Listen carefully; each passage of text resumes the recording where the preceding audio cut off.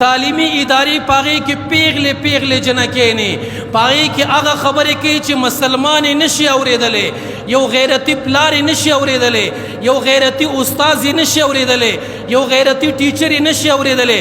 پیغله جنۍ په سټیج باندې ولاړه ده او هغه جملې وي د یارانې دوستانې خبرې کوي.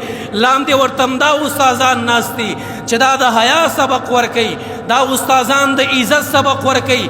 دا تعلیمی ادارې زمنګ د حیا دپاره جوړې وي، زمنګ د غیرت دپاره جوړې وي چې موږ له به حیا راکړي، موږ له به غیرت راکړي، موږ له به تعلیم راکړي. په هغې کې حقه قصې نن سبا روانې دي.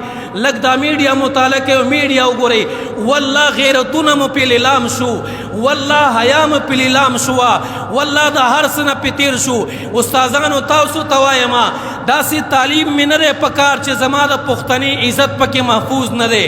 داسې تعلیم مې نه دی پکار چې د پښتنې هغه خبرې په خوله باندې راشي چې هغه معاشره نه غواړي، هغه اسلام نه غواړي، هغه قرآن نه غواړي، هغه الله نه غواړي.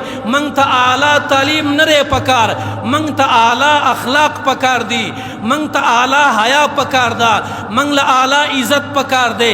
تعلیم دا نه دی چې زه انګلیش یاد کړم او دا ووایم. تعلیم دا دی چې تا ته د خبرو چل دروښیي، تعلیم دا دی چې تا ته حیا دروښیي، تعلیم دا دی چې تا ته غیرت دروښیي، تعلیم دا دی چې ستا په سر لوپټه واچوي، تعلیم دا دی چې د حیا خبرې وښیي. تعلیم دا نه دی چې د فاحشې خبرې یادې کا، تعلیم دا نه دی چې د یارانۍ خبرې یادې کا، تعلیم دا نه دی چې حقه خبرې وکړه چې شرمېدل وي پکې، کړېدل وي پکې. الله پې ناراضه دی، الله پې خفه دی، رسول الله پې خفه دی. تاسو ته وایم هغه خلکو چې تعلیمي ادارې چلوئ، فاحشي مه راوړئ، سبا الله له ورځئ.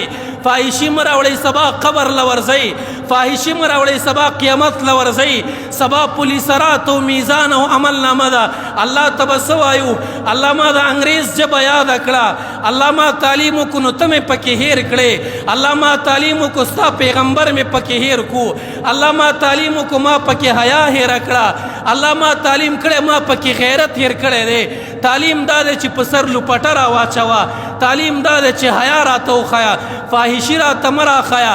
ځکه خو علامه اقبال خفه دی، ځکه خو علامه اقبال شکوه کوي، علامه اقبال گیله کوي. علامه اقبال وی قومی شاعر وی اللہ سے کرے دور تو تعلیم بھی فتنہ، اللہ سے کرے دور تو تعلیم بھی فتنہ، املاک بھی اولاد بھی جاگیر بھی فتنہ، املاک بھی اولاد بھی جاگیر بھی فتنہ.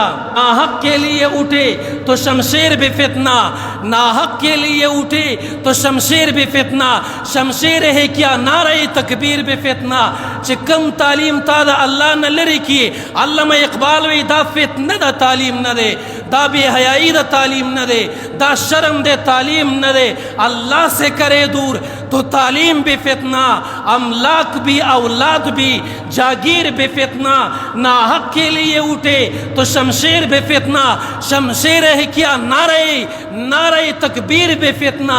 د تکبیر نارم فتنه ده چې د ناحق دپاره اوچته ده او د ناحق دپاره اواز دی. پښتنې پیغلې په سټیج بیانونه په سکول کې، نعتونه، تلاوتونه، دا چېرته اسلام نه وي، دا چېرته قرآن نه وي. د ښځې اواز عورت دی، د ښځې مخ عورت دی، دا به ښکته ساتي، دا به پټ ساتي. موږ له دا تعلیم مه راکوه چې موږ فاحشه کي، زموږ نه حیا او پښتو غیرت والي. داسې تعلیم مو نه دی پکار.